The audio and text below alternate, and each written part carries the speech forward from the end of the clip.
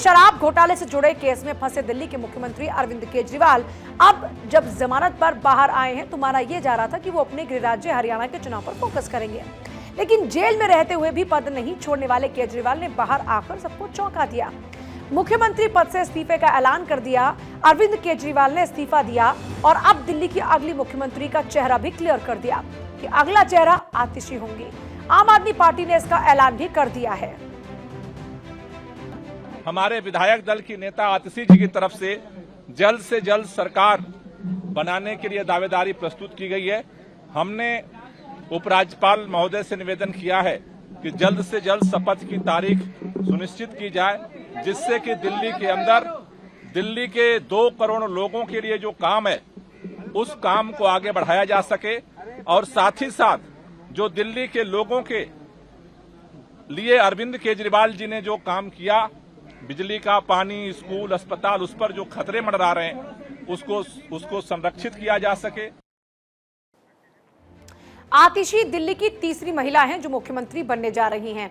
LG VK Saxena से उन्होंने मुलाकात की और सरकार बनाने का दावा भी पेश किया। अरविंद केजरीवाल कैबिनेट में सबसे हैवीवेट मंत्री रही हैं। मुख्यमंत्री के नाम का ऐलान होने पर आतिशी ने अरविंद केजरीवाल का शुक्रिया अदा किया और कहा कि दिल्ली का एक ही मुख्यमंत्री है और उस मुख्यमंत्री का नाम अरविंद केजरीवाल है। और क्योंकि देखिए अरविंद केजरीवाल ने जब इस्तीफे का ऐलान किया तो उसी के बाद से आतिशी के नाम की जो चर्चा थी वो बतौर सीएम सबसे आगे हो रही थी। अगर आज की बात करते हैं तो आज फाइनली ऑफिशियली आतिशी के नाम पर मुहर लग गई। 4 साल पहले आतिशी विधायक बनी और मनीष सिसोदिया के जेल में जाने के बाद मंत्री बनी, अब मुख्यमंत्री बनने जा रही हैं। ऐसे में आपको आतिशी के बारे में बताते हैं कि आतिशी का पॉलिटिकल करियर कहां से शुरू होता है, कहां से पढ़ाई की है, कब जन्मी। तो देखिए 2020 में आतिशी पहली बार विधायक चुनी जाती हैं। 2023 में वो पहली बार केजरीवाल सरकार में मंत्री बनती हैं। साल भर बाद ही 2024 में मुख्यमंत्री बनने जा रही हैं। ऑक्सफोर्ड यूनिवर्सिटी से ग्रेजुएट उन्होंने की है। पंजाबी परिवार से आती हैं आतिशी। 2019 में पूर्वी दिल्ली लोकसभा सीट से चुनाव में हार मिली थी। सीएम सीट से इस्तीफा देकर क्या केजरीवाल ने एक बड़ी चाल चल दी है? ये सवाल भी इस फैसले के बाद सबके जहन में आ रहा है। तो अब 2 दिन पहले जब अरविंद केजरीवाल ने इस्तीफे का ऐलान किया था, उस वक्त पे उन्होंने कहा था कि वो नया जो जनादेश होगा, वो नया जनादेश मिलने तक मुख्यमंत्री की कुर्सी पर नहीं बैठेंगे। मतलब आम आदमी पार्टी चुनाव जीतेगी, जनता का बहुमत मिलेगा, तब दिल्ली के ताज को पहनेंगे अरविंद केजरीवाल। लेकिन राजनीतिक जानकारों का मानना यह है कि अगले साल की शुरुआत में चुनाव में जीत मिलने के बाद भी अगर केजरीवाल सीएम पद से ही दूर रहें तो कोई हैरानी वाली बात नहीं होगी। राजनीति के जानकार केजरीवाल के इस्तीफे के पीछे उनका नेशनल ड्रीम भी देख रहे हैं। ऐसा क्यों कहा जा रहा है, उसके पीछे आपको कुछ फैक्ट्स दिखाते हैं। 2025 के बदले अब 2029 पर नजर है। 2029 के आम चुनाव को लेकर यह प्लानिंग की जा रही है। विपक्षी नेताओं में केजरीवाल का नाम यूं तो सुर्खियों में रहता है। एक राष्ट्रीय पत्रिका के सर्वे में योगी के बाद अगर कोई दूसरा बेस्ट सीएम है तो वो अरविंद केजरीवाल हैं। 2024 के लोकसभा चुनाव के ओपिनियन पोल में केजरीवाल की चर्चा है। CSDS के एक सर्वे में तो पीएम मोदी, राहुल के बाद केजरीवाल ही फेवरेट है। केजरीवाल की कई गारंटी दूसरे दल भी अपनाते नजर आते हैं और यही वजह है कि केजरीवाल के इस्तीफे को राजनीतिक जानकार आपदा में अवसर की तरह उनके नेशनल ड्रीम से जोड़कर देख रहे हैं।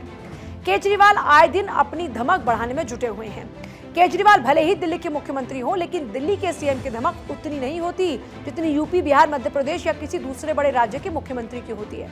ऐसे में दिल्ली का मुख्यमंत्री रहते नरेंद्र मोदी या राहुल गांधी का विकल्प बन पाना ये उनके लिए खासा मुश्किल है। लेकिन अगर वो दिल्ली में किसी और नेता को मुख्यमंत्री बना देते हैं तो वो दिल्ली के सीएम नहीं बल्कि एक ऐसी पार्टी के अध्यक्ष के रूप में ही जाने जाएंगे जिसकी 2 राज्य दिल्ली और पंजाब में बहुमत से सरकारें चल रही हैं।